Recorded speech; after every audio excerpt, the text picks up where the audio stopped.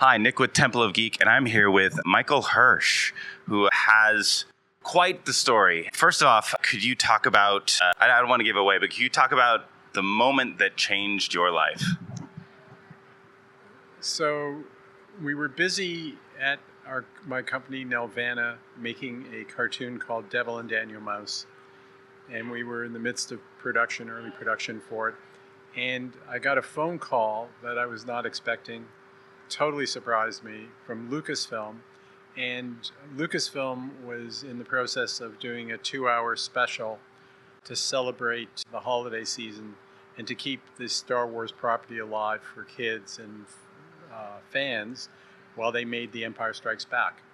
And in the 2-hour special, which was a variety special, they had carved out a 10-minute cartoon that George Lucas himself could produce, and he could choose the animation company. And he had seen a special that Nelvana had produced called A Cosmic Christmas. It was our first fully animated show, and it was a surprise to us that he had seen it because it was syndicated in the United States. That meant it was on an ad hoc network of individual stations rather than on a full network. So it would be on a different, in every city it would be on a different time, different day, different type of station. So it was hard to find, hard to see. And then he had to track us down because we were not a nationally known brand at that point. We were a brand new company. And, I was invited to fly to San Francisco and visit with George and talk about the specials. So this is the infamous holiday special, with the cartoon being the faithful Wookiee. And of course, you got to work with the original cast to voice everything, and you had like the first reveal of Boba Fett. What was that like for you to be able to put that out into the world? So it was a really exciting project. We were working with the most successful franchise ever, right? We were working with the most talented and successful filmmaker in George Lucas. And he had an incredible team of artists working with him. And so we got to work with Ben Burt, the sound design guy who designed the sound for Star Wars, and learned a lot from him. We worked with Joe Johnson, who was one of the design people who went on to direct films. And all the talent that was in the Lucasfilm studio that we interfaced with really helped our studio and pushed us to do, bigger and better things. So it was really a defining moment for me in my studio. And then that developed a long-term relationship with George Lucas because we went on to produce Ewoks and Droids, the first animated series based upon the Star Wars property. And, kept on conversations with George about feature films. And we were working on our first feature film called Rock and Rule at the time. And he gave us some advice and guidance that was helpful. And all in all, it really took our company, which was, beginning to succeed already with A Cosmic Christmas and then Devil and Daniel Mouse and other shows. But it took us 5 steps forward, 5 giant leaps forward. And it made us network acceptable. And in those days, there were only 3 networks, ABC, CBS, and NBC. And they each had a list of companies they would work with. And in animation, that was very limited. It was Hanna-Barbera, Filmation, and I'm not sure there was another one.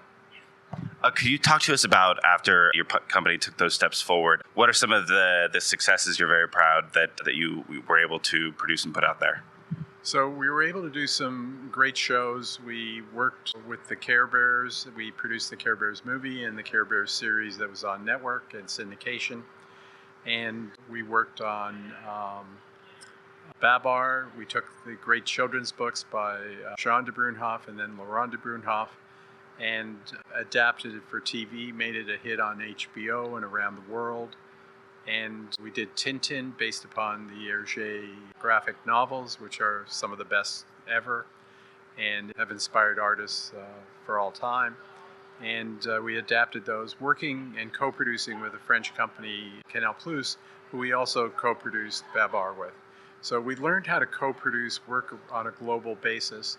And again, that exchange of ideas and talent on a global basis, just like we experienced with George Lucas and Lucasfilm, had an enormous impact on helping our studio grow, helping us evolve as artists and be better at our crafts. So I grew up in that era, and of course, like, with the holiday special, like seeing Boba Fett riding a mythosaur, and having the Ewoks and the droids, and having that be a special, and like Care Bears. My sister absolutely loved Care Bears. How does it feel for you to have been influential in a lot of children's lives growing up? So one of the most satisfying things that happens to me is when somebody, comes up to me knowing that I've, made these cartoons, and they explain what it meant to them in their childhood and how it helped them, have a better childhood and a great sort of experience. So there's a tremendous amount of satisfaction when you do a body of work that people watch for years and years later. One of those shows, I was here at the San Diego Con talking to somebody being interviewed yesterday, and it was a young woman who was very inspired by Lydia in Beetlejuice, and we did the animated Beetlejuice, and she had used Lydia Dietz as her Instagram handle. So it really meant a lot to her, and she related much more to the Lydia of the animated world versus the Winona Ryder character from the movies, though I thought the Winona Ryder character was perfect. But it's interesting what inspires somebody. So I've had a lot of people who were inspired by Franklin the Turtle, and the kind of friendliness there, or Little Bear, because there's a gentleness to Little Bear. Some people love the spunk of Roly Poly Oly, and then everybody loves the kind of humor and educational value of Magic School Bus. So those are just a few of the shows that I'm really proud of, and there were so many. There were so many, and I still actually use like references I teach dance, so like in classes, like I'll talk about the Care Bear stare, and people relate to that. Yeah, so the song that goes with the Care Bear stare for the TV show is the Care Bear Countdown. So that was written by John Sebastian, who was a great songwriter who wrote Do You Believe in Magic? He wrote the Welcome Back Kotter theme, Welcome Back. He wrote Summer in the City, a lot of classic songs. And I worked with John on that song to sort of, create that sort of short, pithy, sort of call to action. And it's one of the best theme songs I've been associated with. And John Sebastian was always one of the great collaborators in, this kind of thing. He also wrote a song for us called You Gotta Care Like a Bear. I think that's what it's called. And of course, you have a book, and you've written down a lot of these memories and stories. Could you tell us about the book and what you really wanted to portray when writing that? Yes, so I think it's very important to record cultural history. I think it's one of the areas where we're generally deficient at recording our history in the cultural arts. And so I did this book to sort of preserve this history, the people I worked with and their stories, and the shows and the stories behind them. And what I'm hoping that people get is inspired for their own career, whether it's in animation or whether it's in children's literature or whether it's in television or film or whatever. There's some lessons that I learned that I share in the book. And probably the single most important one is really just, the cliche of do it. Because a lot of people think they want to do it and they don't do it. Do it. Some people want to do it, but they're not sure they can do it. Just do it. Nothing beats doing it. That's how you succeed. It's like one step out. It's like how you learn how to walk, right? It's one step after the other. I think the other important message is you have to build a team, because animation is a team sport, and many businesses are team sports. So you really have to pick the people carefully who you work with and build great teams who can share a vision with you and deliver. Could you tell us what your book is called?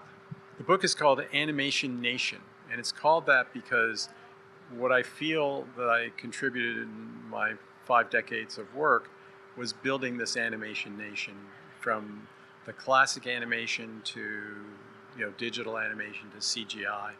And what was very important was doing it around the world. So I co-produced with companies in England, France, Germany, Australia, Vietnam, Korea, Japan, China, Argentina, lots of different countries, and helped to develop studios in other places, helped to develop a studio which frankly we joint ventured with France, called the Studio Ellipse. And I'm hoping that people basically learn how to work together. Because in any of these fields where it takes a lot of people to do something, learning how to work across borders, learning how to work with people in different cultures and different languages is critical to building success. Well, having been growing up a Star Wars fan and a fan of the shows that you've produced, thank you from me to you for that influence and that inspiration.